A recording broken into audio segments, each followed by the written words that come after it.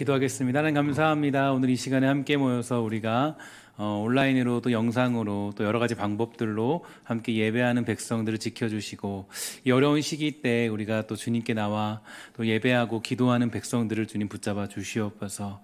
우리의 찬양을 받아주시고 또 우리의 마음을 받아주시고 하나님 정말 우리 예배하는 방식들이 참 고민스럽고 어려운 때입니다. 하나님 정말 그러나 모든 영혼들에게 동일한 은혜를 베풀어 주옵시고 또 우리가 주님의 말씀을 사모하고 기도를 사모하는 그 열정들은 잊어버리지 않도록 주님 허락하여 주시옵소서. 모든 말씀 예수님의 이름으로 간절히 기도합니다. 아멘. 오늘 함께 나눌 말씀은 우리 사도행전 15장 3절부터 21절까지 말씀입니다. 사도행전 15장 3절부터 21절까지 말씀입니다. 방송이 고르지 못해서 여러분 좀 양해를 부탁드리고 또 방송이 좀 끊기더라도 우리 음성은 제대로 나가고 있으니까 여러분 잘 들어주시고 참여를 부탁을 드리겠습니다. 사도행전 15장 3절부터 21절까지 말씀입니다. 함께 읽도록 하겠습니다. 그들이 교회의 전송을 받고 베니게와 사마리아로 다니며 이방인들이 주께 돌아온 일을 말하여 형제들을 다 크게 기쁘게 하더라. 예루살렘에 이르러 교회와 사도와 장로들에게 영접을 받고 하나님이 자기들과 함께 계셔 행하신 모든 일을 말하며 바리새파 중에 어떤 믿는 사람들이 일어나 말하되 이방인에게 할례를 행하고 모세의 율법을 지키라 명하는 것이 마땅하다 하시나 사도와 장로들이 이 일을 의논하러 모여 많은 변론이 있은 후에 베드로가 일어나 말하되 형제들아 너희도 알거니와 하나님이 이방인들로 내 입에서 복음의 말씀을 들어 믿게 하시려고 오래전부터 너희 가운데서 나를 택하시고 또 마음을 아시는 하나님이 우리에게와 같이 그들에게도 성령을 주어 증언하시고 믿음으로 그들의 마음을 깨끗이 하사 그들이나 우리나 차별하지 아니하셨느니라. 그런데 지금 너희가 어찌하여 하나님을 시험하여 우리 조상과 우리도 능히 매지 못하던 멍에를 제자들의 목에 두려느냐. 그러나 우리는 그들이 우리와 동일하게 주 예수의 은혜로 구원받는 줄을 믿노라 하니라. 온 무리가 가만히 있어 바나바와 바울이 하나님께서 자기들로 말미암아 이방인 중에서 행하신 표적과 기사에 관하여 말하는 것을 듣더니 말을 마치고 야고보가 대답하여 이르되 형제들아 내 말을 들으라. 하나님이 처음으로 이방인 중에서 자기 이름을 위한 백성을 취하시려고 그들을 돌보신 것을 시므온이 말하였으니 선지자들의 말씀이 이와 같이 일치하도다. 기록된 바 이후에 내가 돌아와서 다윗의 무너진 장막을 다시 지으며 또 그 허물어진 것을 다시 지어 일으키리니 이는 그 남은 사람들과 내 이름으로 일컬음을 받는 모든 이방인들로 주를 찾게 하려 함이라 하셨으니 즉 예로부터 이것을 알게 하시는 주의 말씀이라 함과 같으니라. 그러므로 내 의견에는 이방인 중에서 하나님께로 돌아오는 자들을 괴롭게 하지 말고 다만 우상의 더러운 것과 음행과 목매어 죽인 것과 피를 멀리하라고 편지하는 것이 옳으니 이는 예로부터 각 성에서 모세를 전하는 자가 있어 안식일마다 회당에서 그 글을 읽음이라 하더라. 아멘. 최근에 코로나19 사태로 인하여서 이 많은 공예배와 또 모임들이 중단되었습니다. 이에 대해서 교회들은 이야기가 많이 있죠. 전염병이 있어도 모여야 하느냐, 이제 우리 하나님이 지켜주심을 믿고 믿음 생활을 해야 되지 않느냐는 쪽과 이런 때는 조금 자제하고 전염병을 예방하는 차원이나 또 한국교회에 해를 끼치지 않는 쪽으로 이 교회의 의견이 분분합니다. 우리 교회는 조금 후자 쪽에 좀 가까운데요. 사실 저도 이런 이 후자 쪽에 가까운 면에서 좀 불안감이 많이 있습니다. 대표적으로 한 3가지 정도를 제가 좀 불안해하는데 첫 번째 문제는 바로 주일 성수의 문제입니다. 사실 주일 성수라는 것은 우리의 신앙의 근간인데요. 그래서 아무리 몸이 죽을 듯이 아파도 이 교회는 나가야 했고 여행을 가도 토요일에는 돌아와서 예배당에서 예배를 드리는 것이 우리의 당연한 믿음의 모습들이었습니다. 하지만 이제 많은 성도들이 한 가지 아주 색다른 경험을 하게 되었죠. 이런 일이 있을 때는 교회를 나가지 않고 온라인으로 예배해도 되는구나, 이런 생각이 들게 된 것입니다. 두 번째 문제는 뭐냐면 이 교회 공동체성의 문제이죠. 교회는 공동체로 있을 때 한 몸으로서 서로 위로하고 또 사랑하라고 또 격려하며 기도하는 이 관계가 될 때 성장하게 됩니다. 그렇기 때문에 교회는 모여야 하는 게 아주 중요한 특징인데요. 하지만 모이지 않아도 예배할 수 있다라는 경험을 하게 돼서 이 사람 관계도 어려운데 이제 그냥 안 모이고 영상으로 예배하는 게 편할 거다, 이렇게 생각하는 경우도 분명히 있게 됩니다. 그냥 영상으로 예배하는 것이 더 편하죠. 왜냐하면 왜 더 편하면은 굳이 사람을 맞닥뜨리지 않아도 되고, 또 이런 것이 훨씬 더 마음적으로나 편할 수 있다는 생각도 할 수 있게 됩니다. 세 번째 문제는 어떤 거냐? 교회의 본질적인 위기입니다. 교회는 분명히 이제 이웃을 사랑하고 복지를 감당해야 되고 또 시민들의 안전을 생각해야 하는 것도 분명히 맞지만, 사실 교회는 이 복음의 능력으로 세상을 치유하는 것입니다. 그렇기 때문에 이런 전염병 앞에서 어떻게 보면은 연약한 모습을 보일 수도 있고, 또 세상적인 다른 요구와 강압 앞에서 이 무릎 꿇게 되는 그런 아쉬움들을 가질 수가 있게 되죠. 하지만 제가 이제 여러모로 생각하고 또 판단하고 있는 것은요, 일단 지금은 성도들 및 우리나라 그리고 주변 이웃들 그리고 또 한국교회가 더욱더 중요한 그런 상황이라고 생각이 듭니다. 그러니까 사람이 물에 빠져 구조되었으면 그 사람이 여자이건 남자이건 어린아이건 어른이건 일단은 이제 심폐소생술을 통해서 살려내야 되겠죠. 갈비뼈가 부러지던 고소를 당하던 어떤 일이 있어도 그런 것을 계산하고 있으면 한 생명을 구원할 수 없기 때문입니다. 그래서 우리는 지금 이 당회원분들과의 논의와 결정을 따라서 이제 예배를 잠시 쉬고 있고, 또 온라인 예배를 우리가 통해서 함께 드리고 있는 것입니다. 그런 면에서 제가 이제 당부드리는 것은요, 사랑하는 성도 여러분에게 정말 부탁드리는 것은 이 정말 죽을 것 같은 심정으로 하나님께 아주 죄스러운 마음을 가지고 예배당에 모이지 못하는 것을 괴로워하는 심정이 있기를 주의 이름으로 부탁을 드리겠습니다. 사실 온라인 예배는 제가 가진 신학적인 지식으로는 판단으로는 정말 납득이 가지 않는 그런 예배 방식입니다. 그러니까 온라인 예배는 사실 제가 신학적으로 봤을 때 절대로 지지하지 않는 그런 예배 방식들이죠. 예전에 한번 신학교에서도 굉장히 논의가 많았고, 또 이런 부분에 대해서 이제 벌써 한 20년 전쯤부터 온라인 예배는 어떻게 생각하냐, 아바타로 예배드리는 걸 어떻게 생각하냐, 이런 식으로 하는 논의가 굉장히 많이 있었어요. 근데 그때도 저는 당연히 반대를 했었고, 당연히 거기에 대해서 지지하지 않았던 그런 신앙을 가지고 있었지만, 어쨌든 지금은 어떤 이 전염병이라는 사실 때문에 우리가 그런 것들을 논할 수 없는 그런 상황이 처하게 되었습니다. 하지만 바라고 축복하는 것은 이번 일이 끝났을 때 안주하면서 온라인 예배를 그냥 다 드리는 것이 아니라, 예배당에 나오고 싶은 간절함, 또 함께 모여서 찬양하고 기도하고 싶은 열정들이 여러분들에게 회복되는 그런 역사가 있게 되기를 간절히 부탁을 드리겠습니다. 만약 우리가 혼자 스스로 각자의 자리에서만 예배하는 것이 맞다면, 오늘 본문에 등장한 이 바울이나 바나바 또 베드로와 사도들의 가르침은요, 아마 개인적인 경건에 대해서 굉장히 치중을 많이 했겠죠. 그러나 그렇지 않습니다. 그들은 어떻게 했냐면, 그들은 이 땅을 살아가면서 복음의 일을 감당하고 이 전도를 감당하게 되면서 이제 그들은 이제 아주 교회를 만들었고, 또 교회를 통해서 함께 공동체 생활을 통해서 하나님께 영광 돌리는 것을 아주 중요한 목표로 삼았다는 거죠. 그러니까 이미 그때 사도들의 가르침을 통해서 우리가 이렇게 반추해 볼 수 있는 것은 바로 이 교회 공동체라는 것은 우리가 예수를 믿고 살아갈 때 가장 중요한 신앙의 양식이라는 거예요. 그러니까 함께 모여서 함께 예배하고 함께 찬양하고 함께 기도하는 것은 우리가 그냥 해도 되고 안 해도 되고의 차이가 아니라 반드시 해야 되는 그런 모습이라는 겁니다. 만약 그렇지 않다면 사도들은 가르칠 때 이렇게 가르쳤을 거예요. 야, 성경이나 잘 읽어라, 이런 식으로 가르쳤을 겁니다. 그런데 그렇지 않고 언제나 그들이 가는 곳곳마다 언제나 그 교회들이 생겨났고, 교회들이 항상 그 교회를 이루는 그런 구조로 이 복음이 선포되었다는 것을 살펴볼 수가 있는 것이죠. 이것은 하나님께서 우리의 믿음을 지키도록 하고자 하는 훈련과 방법입니다.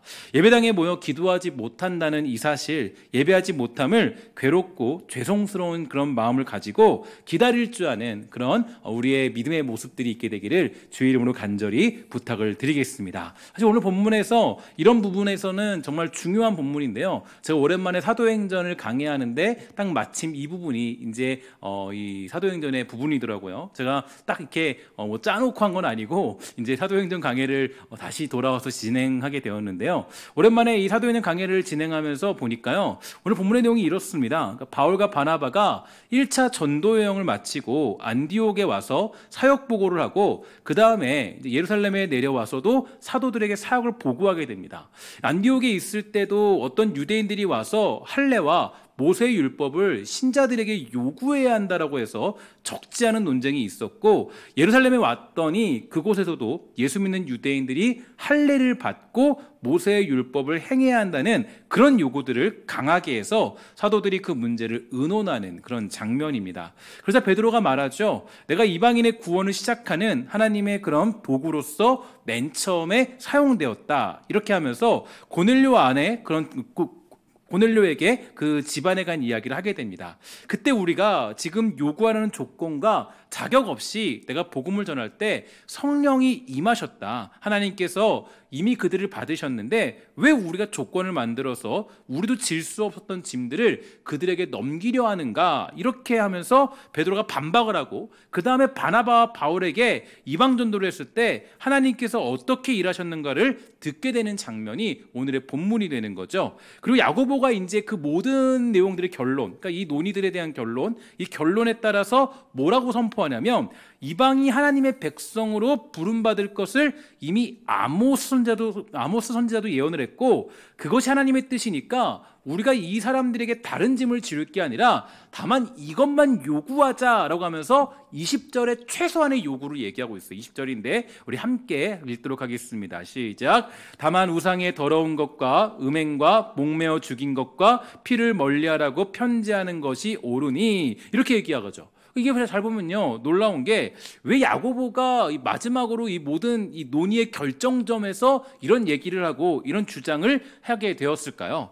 그러니까 이제 이 부분에 대해서 우리가 조금 이제 깊이 생각해 봐야 되는데, 이 부분에 대해서 이전에 뭐 이렇게 신학을 해석할 때 새로운 신약의 법이다, 우리도 이런 걸 따라야 한다라고 그렇게 많이 해석을 했지만, 사실 이것은 그런 내용으로 보기에는 조금 무리가 있습니다. 그러니까 이유는 이건 역시 새로운 율법 조항이 될 수 있기 때문이죠. 그러니까 예수 그리스도를 말미암아 우리가 새로운 어떤 법으로 말미암아 은혜의 법으로 살게 되었는데, 만약에 이것이 새로운 법이라면 또다시 여기에 율법적인 요소들이 거기에 닥쳐올 수 있기 때문이에요. 그러면 야고보의 주장이 과연 틀린 것인가? 그렇지 않습니다. 야고보가 왜 마지막으로 이것을 정리할 때 이렇게 선포를 한 것이냐면은, 그가 이렇게 한 것은 바로 세상과의 구별됨을 요구한 것입니다. 로마서 12장 1절과 2절에 보면요, 이런 말씀이 있죠. 그러므로 성도 여러분, 나는 하나님의 자비로서 여러분에게 권합니다. 여러분의 몸을 하나님을 기쁘시게 하는 거룩한 살아있는 제물로 드리십시오. 이것이야말로 여러분이 마땅히 드려야 될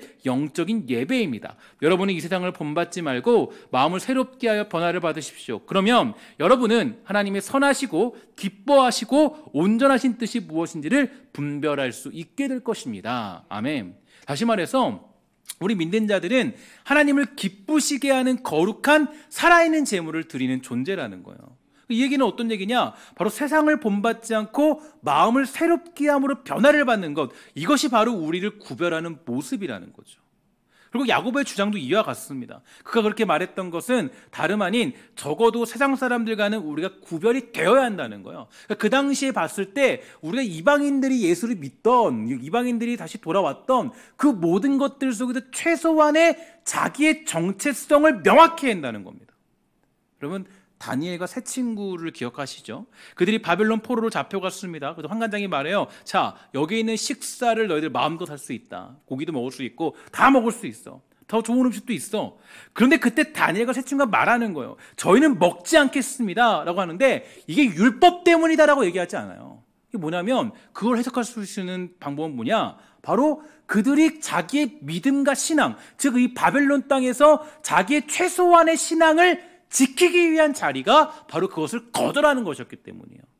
여러분, 이게 되게 중요한 내용입니다. 왜냐하면 하나님이 우리에게 요구하시는 것, 그러니까 새로운 신약의 법이나 새로운 어떤 신약의 법으로 봤을 때 은혜라는 건, 은혜의 법에 새롭게 들어갔을 때 이거는 어떤 얘기냐면 우리가 정말로 어떤 율법에 매달려서 끌려가는 게 아니라 바로 하나님께서 주시는 그 구별된 사람으로 살아가는 것, 최소한의 자기 정체성을 지켜내라는 거예요.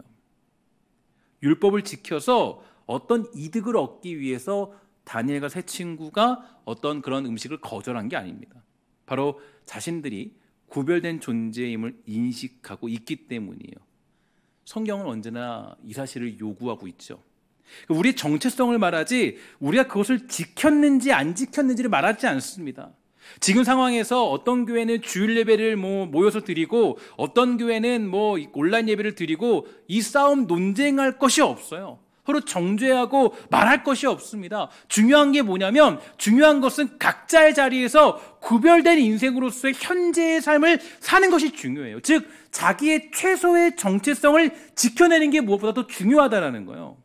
결국 우리가 이걸 좀 본론적으로 끌고 와서 얘기하면 그럼 주일을 지키는 것, 그러니까 내가 하루를 지키는 것, 내가 월요일부터 월화수목금토 주일 이렇게 지키는 것 중에서 주일을 지키는 것, 내가 정말 하나님께 구별되이 나에게 주시는 그 재물을 예물로 드리는 11조를 내는 것, 헌금을 드리고 교회를 사랑하는 것, 이 모든 것들은 율법적인 도구로 쓰임받는 것이 아니라 자기 정체성의 최소한의 것을 지키기 위한 것으로 사용되는 것이에요. 나는 주일을 지키는데 당신은 왜 안 지키냐? 나는 11조 내는데 당신은 왜 안 내냐? 헌금을 꼬박꼬박 드리는데 왜 당신은 안 하냐? 이런 식으로 자기의 위대성을 드러내는 것이 아니라 바로 자신이 하나님의 백성이고 구별된 백성으로 살아가는 증명적인 차원에서 지켜내고 감당하는 것이 바로 주일 성수고 예배라는 것을 우리는 알 수가 있게 되는 거죠. 에베소 4장 20절에서 24절에 보니까 이렇게 말합니다. 오직 너희는 그리스도를 그같이 배우지 아니하였느니라. 진리가 예수 안에 있는 것 같이 너희가 참으로 그에게서 듣고 또한 그 안에서 가르침을 받았을진데 너희는 유혹의 욕심을 따라 썩어져가는 구습을 따르는 옛사람을 벗어버리고 오직 너희의 심령이 새롭게 되어 하나님을 따라 의와 진리의 거룩함으로 지으심을 받은 새 사람을 입으라. 아멘. 예수 믿는 우리들은 이 썩어져가는 구습을 따르는 옛사람을 벗어버리고 새로운 심령으로 살아가는 것을 의미합니다. 의와 진리의 거룩함으로 지으심을 받은 새로운 사람을 입고 살아가는 것이요. 이것이 자기 정체성을 지켜내는 아주 중요한 모습이 되는 거예요. 제가 묵상과 큐티를 우리 교회의 중점적인 상황으로 가르치게 되면서 가장 우리가 조심해야 될 것은 이 큐티의 내용을, 묵상의 내용을 자기 자신이 아니라 다른 사람들에게 적용하는 것이라고 늘 강조하고 말씀드리죠. 깨달은 것이 있으면 자기 자신을 치고 복종시킴으로 자기 정체성을 명확히 해야 되는데 뭔 일인지 떠오르는 건 김지사밖에 떠오르지 않습니다. 야, 저 사람이 저렇게밖에 안 했어. 그죠? 그 사람밖에 떠오르지 않아요. 이것처럼 큐티와 묵상에 큰 문제도 없어요. 우리는 지금 이 시대에서 자기 정체성을 명확히 하라는 하나님의 그런 요구 조건을 우리가 보고 있습니다. 예수 믿는 사람으로서 힘을 다하여 우리는 예수를 섬겨야 돼요. 쉽게 말해서 내가 할 일은 다 하면서 친구는 만나고 놀러 다니면서 교회는 전염병 때문에 안 돼, 갈 수 없어라고 그렇게 하는 미련한 생각들을 우리가 버려야 한다는 거죠. 이것이 사단이 파고드는 생각입니다. 저는 사실 이 상황에서 가장 무섭고 두려운 것이 바로 이 문제라고 생각해요. 코로나19의 이 전염병의 문제가 아마도 이 잠정적인 나라에서 봤을 때 해결 시점이 아마도 이 교육부에서 제시하는 이 계약과 맞물려 있음을 우리는 이제 짐작할 수 있게 되죠. 이때는 이미 집단 모임이 나라에서 허용되는 것이기 때문에요. 우리의 모임도 이제 그때부터는 다시 조심하면서 박차를 가할 수 있습니다. 그러니까 이때 자기 정체성을 우리는 명확히 해야 되죠. 그러니까 적어도 우리의 사명은 우리가 착해지는 것이 아니에요. 그러니까 우리가 괜찮은 사람이 되는 것이 아닙니다. 우리는 하나님을 함께 섬기며 하나님 앞에 엎드려 살아가는 주의 백성으로 살아가는 것이 우리의 사명이고 자기 정체성에 대한 증명이 되더라는 거예요. 이 코로나19의 문제가 끝났을 때 우리는 교회에 나오는 것을 더욱 타협하고 그런 중요함을 놓치는 것이 아니라 더욱 예배당에 나오는 것을 사모하는 마음이 가득한 여러분 되기를 주의 이름으로 간절히 부탁을 드리겠습니다. 이것은 이 땅에서 주어진 자기 정체성의 최소한의 가치이기 때문이에요. 그래서 감사한 것은 우리 신성교회 성도님들이 참 아름다운 분들이 많이 있고 또 예배를 사모하면서 모임을 간절히 원하는 분들이 많이 있다는 소식들을 많이 듣게 돼요. 정말 요즘에 소소하게 감사한 것은요, 자기 역할을 충실히 하면서 자기 정체성을 명확히 하시는 분들도 많이 계시고요, 할 수 없는 분들은 정말로 여러 가지 부분들을 통해서 자기가 이 신성교회 성도임을, 주님께서 주신 그런 자리를 지키는 백성임을 늘 그렇게 자기 모습을 나타내는 분들도 계십니다. 여러 가지로 자기 정체성을 지키면서 우리들의 사역과 우리의 사명들을 잘 감당하는 분들도 참 많다는 것을 알게 되죠.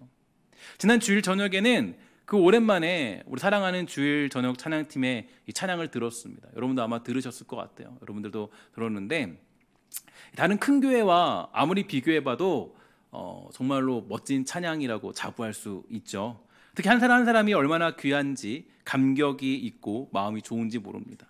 오늘 우리가 함께라는 이 마음이 저뿐 아니라 이 설교를 듣고 또 금요기도에 참여한 여러분들 모두에게 주어지는 놀라운 축복이 있게 되기를 주의 이름으로 간절히 부탁을 드리겠습니다. 사도 바울은요, 항상 서신서 말미마다 이렇게 얘기했어요. 보고 싶은 사람들을 향하여서 그립다, 보고 싶다, 당신이 위해 기도하고 있습니다. 간절히 기도합니다. 정말로 내 안부를 좀 전해주세요. 언제나 늘 그 말을 빼먹지 않았어요. 이 얘기는 자신이 어디에 있던지 간에 어떤 순간에 있던지 간에 이 마음간에는 언제나 함께하고 싶은 마음이 가득했다라는 거예요.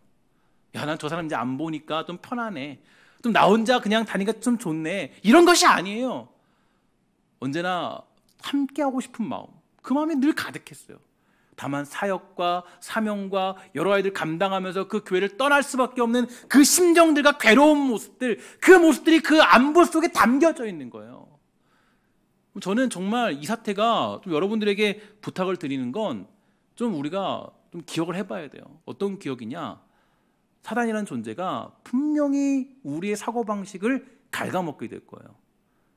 우리가 정말 정말 우리는 여러 가지 대책들을 잘 세워서 감당했지만 어떤 경우에는 이것을 굉장히 우리가 안주하는 모습들로 만들도록 하는 사단의 공격이 더욱더 가득하게 될 것입니다.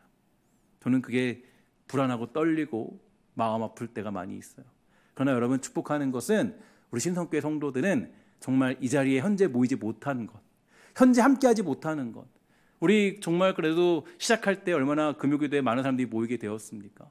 많이 함께 기도하는 그런 꿈도 가지고 있고 많이 함께 예배하는 그런 마음도 가지고 있었는데 지금 보면은 이제 우리가 텅 비어 있는 안타까운 모습이 있잖아요.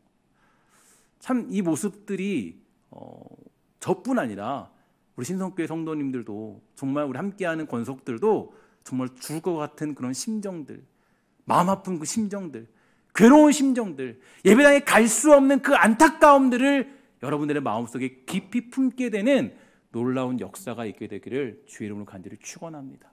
이게 저는 우리가 가져야 될 최소한의 자기 정체성이라 생각해요.